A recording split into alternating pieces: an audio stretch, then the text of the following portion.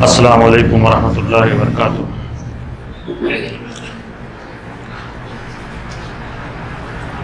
Stage پر بیٹھے ہوئے ذمہ داران حضرات، بھائیوں اور بہنوں،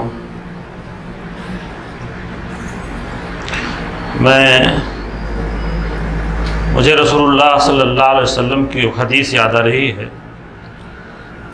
ایک دن مسجد میں سب لوگ بیٹھے ہوئے تھے،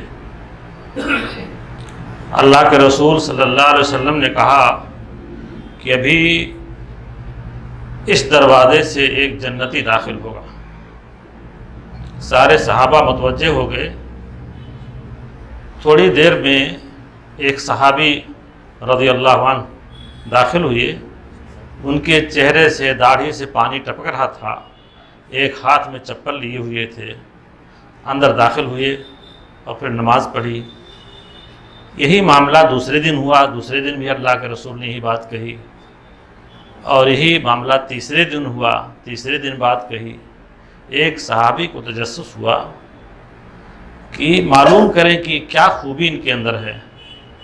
ان کے گھر گئے، دیکھا کہ عام صحابی ہے، کوئی خاص بات تو نہیں ہے، نہ بہت زیادہ نمازیں ہیں، نہ بہت زیادہ ذکر و اذکار ہے، جو عام معمول کے ہیں، جس طرح تمام صحابہ کرتے ہیں ایسے وہ بھی کرتے ہیں۔ انہوں نے پوچھا کہ اللہ کے رسول نے آپ کے بارے میں 3 دن یہ بات کہی، کیا بات ہے؟ تو کہا وہی ہے جو تم نے دیکھا ہے۔ وہ لوٹنے لگے، پھر بلایا، کہا سنو۔ واپس ہوئے، کہا کہ ایک بات میرے دل میں رہتی ہے کہ کسی بھی آدمی کے متعلق کوئی بری بات میں جب سوتا ہوں تو اس حالت میں سوتا ہوں کہ کسی بھی شخص کے متعلق کوئی برا خیال، کوئی بری بات میرے دل میں نہیں رہتی ہے۔ صحابی نے کہا یہی وہ بات ہے کہ اللہ کے رسول نے آپ کو جنت کی بشارت دی ہے۔ ہم لوگ اشفاق صاحب کے ساتھ دن رات کا سابقہ رہتا تھا۔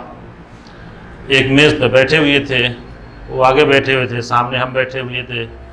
ایک مسودہ دیکھ رہے تھے ہم لوگ۔ ایک صحابہ پہنچے اور کچھ باتیں ایسے کسی متعلق، ابھی جو محمد احمد صاحب نے بات کہی، اس طرح سے کچھ باتیں ذکر کرنے لگے کسی آدمی کے متعلق۔ سنتے رہے۔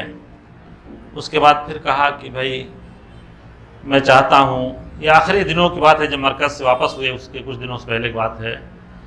کہنے لگے بھائی میں چاہتا ہوں کہ میں کسی شخص کے متعلق اپنے دل میں کوئی بری بات لے کر نہ جاؤں یہاں سے۔ میں چاہتا ہوں یہاں سے رخصت ہو جاؤں اور کوئی برا خیال میرے دل میں نہ رہے کسی متعلق۔ یہ دل میں کیفیت رکھنا کہ کسی شخص کے متعلق کوئی برا خیال نہ رکھنا، اور ان کو جو روک دیا انہوں نے، یہ بڑی بات ہے۔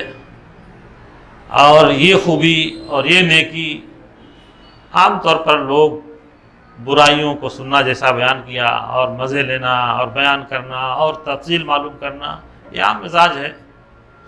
تو اشفاق بھائی کی بہت ساری باتیں ہیں، میں یہاں ظاہر بات ہے کہ سب لوگ ان کے ساتھ رہے۔ میں تو جب طالب علم تھا ان کے پاس آیا تو مرکز جماعت کا یہ فیصلہ ہو گیا کہ یہ ابوالفضل جائیں گے۔ اشفاق صاحب چلے آئے، وہاں پر ایک کمرے میں رہتے تھے، باہر گھاس پھوس اور اس طرح سے تھا، وہاں پر چارپائی ڈال کے سوتے تھے، مچھردانی بغیر پنکھے کے ایسی مچھردانی لگا سوتے تھے۔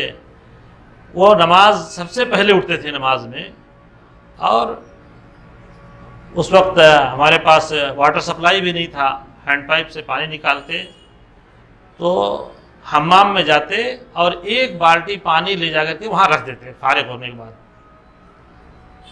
کہتے کہ کسی کی ضرورت پڑ جاتی اچانک، اس لیے میں رکھ دیا کرتا ہوں کہ کوئی اچانک اٹھے، کسی ضرورت پڑ جائے، پانی وہاں موجود رہے۔ ہم نماز میں تھوڑا دیر سے اٹھتے، سب کو جگاتے اور اس کے بعد وہ چلے جاتے۔ ہم لوگ بھی جاتے نماز پڑھنے کے لیے، نماز کے بعد مسجد میں تھوڑی دیر رک جاتے۔ ان کا معمول تھا کہ وہ اٹھتے تو اپنی بیڈ طے کرتے اور طے کر کے لے جا کے اندر روم میں رکھتے، جس روم میں رہتے تھے ہم لوگ، اور وہی آفس بھی تھا، وہی رہنے کی جگہ بھی تھی، تو اس لیے وہ بستر وغیرہ ایک جگہ رکھتے تھے اس طرح سے ایک کونے میں، تو اپنا طے کر کے لے جا کر کے وہاں رکھ دیتے تھے۔ اتفاق سے ہم سے دیر ہو جاتی تھی تو ہمارا بھی بستر تہ کر کے ہماری مچھردانی نکال کر کے لے جا کر کرتے تھے۔ انہوں نے اس طرح سے تعلیم ہمیں دی کہ ہم پہلے اٹھیں اور نماز سے پہلے اپنا بستر تہ کر کے رکھیں۔ عظیم مربی تھے۔ اللہ تبارک و تعالیٰ نے سینکڑوں لوگوں کی تربیت کا، انہوں نے صرف اپنے گھر کی تربیت نہیں کی، پورے ملک میں جہاں گئے وہاں انہوں نے تربیت کا کام کیا۔ اور اس ابو الفضل کے ماحول میں وہاں پر چھوٹے چھوٹے بچوں کو پکڑ کے لائبریری بنائی، اور لائبریری بنا کر کے وہاں لوگوں کو اکٹھا کیا۔ یہ فیصل شبیبی، یہ تنویر آفاقی، یہ سب وہاں پر کھیلتے تھے، جماعت کے لوگوں کے بچے تھے، ان سب کو اکٹھا کر کے اجتماع شروع کیا، اور اس اجتماع سے ایسے ایسے افراد اکٹھا ہوئے اور تحریک کے لیے افراد ملے۔ تو بہت ہی نیک تھے اور بہت ہی مربی آدمی تھے۔ سائیکولوجی سے میں کر رکھا تھا، اس کا بھرپور استعمال کرتے تھے، نفسیات کا پورا خیال رکھتے تھے لوگوں کا۔ اللہ تبارک تعالیٰ سے میں دعا کرتا ہوں کہ اللہ تعالیٰ ان کو جنت دے۔ انشاءاللہ میرے پاس بہت سارا ان کے متعلق میٹر ہے، میں دعوت میں تحریر کر کے ان کی جو خدمات ہیں انشاءاللہ میں بھی دوں گا۔ اللہ تبارک تعالیٰ سے دعا ہے کہ ان کی مغفرت فرمائے، اور سب پسماندگان کو صبر جمیل کی توفیق عطا فرمائے، اور ہم سب کو صبر کی اور ان کے لیے دعائے خیر کی توفیق عطا فرمائے۔ وآخر دعوانا